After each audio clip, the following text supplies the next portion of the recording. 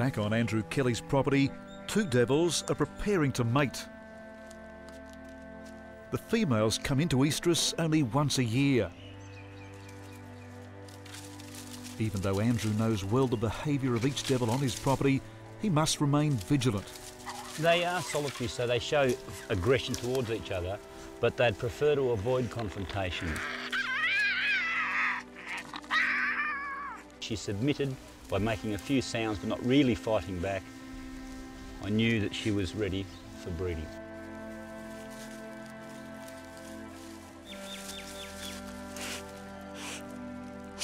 Normally the female will be up and run. Because she's just staying completely still, that means she's accepted him.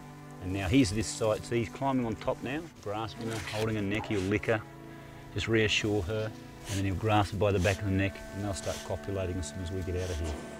In the past decade, half the population of Tasmanian devils has been wiped out, with fears the animal could be extinct within 30 years. To save them, researchers have initiated a massive international campaign. Healthy devils are being sent to zoos and wildlife sanctuaries right across mainland Australia, Europe and the United States, as well as to disease-free islands off Tasmania.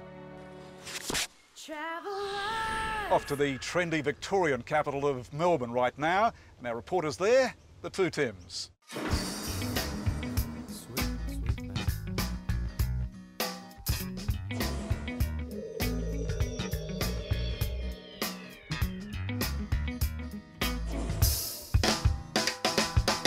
Ladies and gentlemen, we have landed in the ultra-trendy, caffeine-addicted southern city of Melbourne. A vibrant city that oozes class and culture, Melbourne is as friendly as it is fun. Boasting a unique lifestyle, no Melbourne experience will be truly complete without a healthy dose of coffee, food, art and music.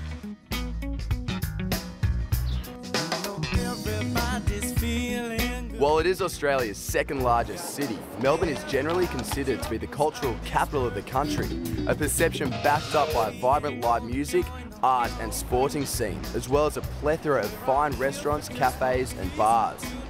However, what makes Melbourne so special is definitely the people that live there.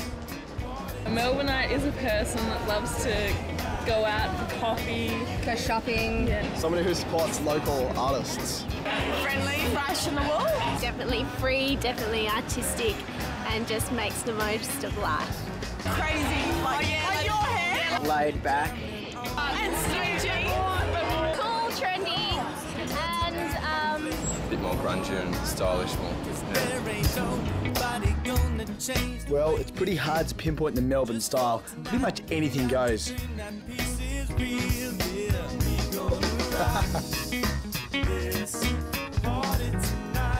Melbourne's such a great place for me to work because everyone's so open-minded, so people try all kinds of crazy stuff. People are willing to wear blues like this with crazy prints and even like crazy pants like this, so it makes what I do fun. All right, Tim, we're turning you into a Melbourneite. You're gonna wear this crazy leggings. We're gonna give you a loud, long t-shirt. Do you like grey? I love grey. Or do you like yellow? I like yellow. All right, let's do the yellow. All right. I don't know about this. Yes! I think I kind of look like a retro Robin Hood. And just to finish it off, some sunnies. All right, check this out.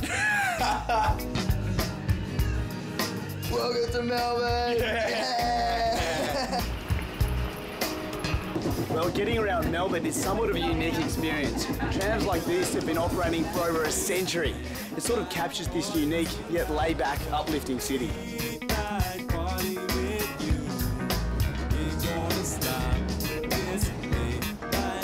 While in most cities, what you see is what you get. Right here in Melbourne, it's the hidden gems which make this place so special. Walk down any given alleyway and you're guaranteed to find something pretty cool. Check out what I found.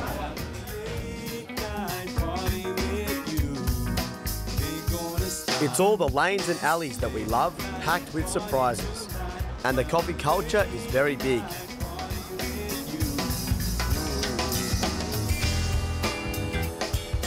Coffee is as essential to life in Melbourne as air itself. It seems that without this fine caffeinated beverage, life here would come to a grinding halt. So our experience wouldn't be complete without a few of these.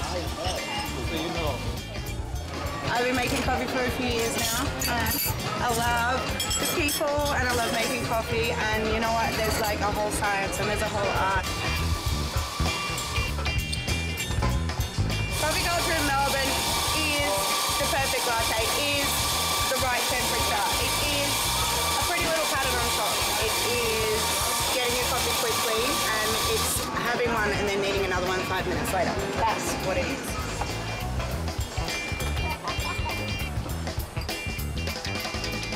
Melbourne is home to just over 3 million people. In the 170 years since it was first settled by Europeans, it has grown into a truly great place to explore.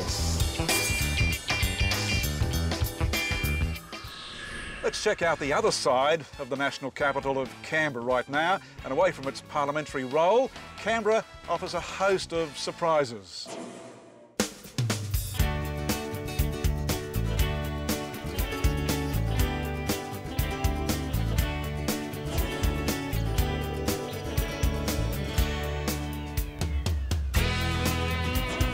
Australians love their sport, they love to compete, they love to watch, and the Australian government has recognised that by setting up the Australian Institute of Sport. Right now 600 athletes competing for their next round of competition, including the next Olympic Games. Some of Australia's greatest athletes are trained right here. Names like Thorpe and Klim are well known to trainers here. Not to mention swimmers like Petria Thomas and Matt Dunn. One Commonwealth Games medalist, Josh Jeffries, still trains here every day.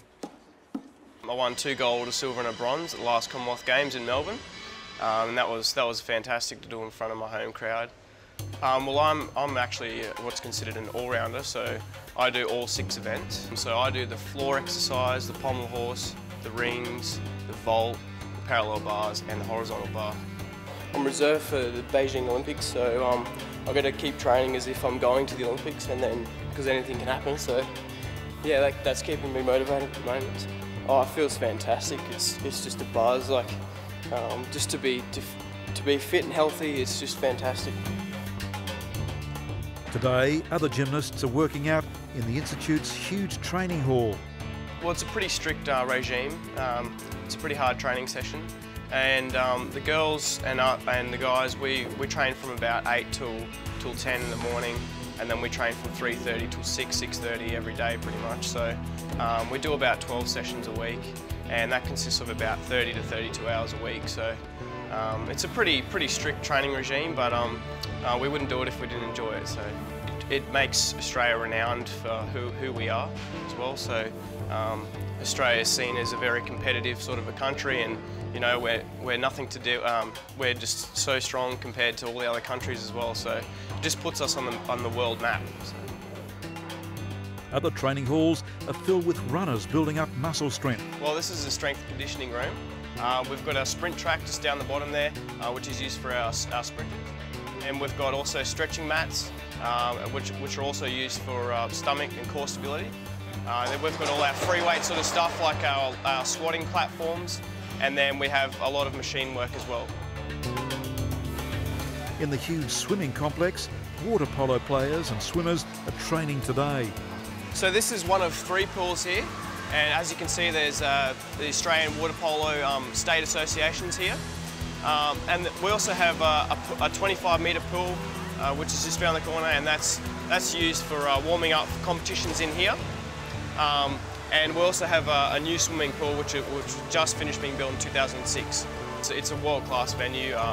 We have soccer players that go into the Socceroos, and such as Mark Paducah, and it's just overseas the AIS is considered one of the best sporting facilities in the world. It's really important to have a lot of sport involved in Australia, because I think it does increase the standard of living of Australians. If everyone was concentrating on sport and education, I mean, the world would be at peace, I think, and I think Australia is doing a really good job at that.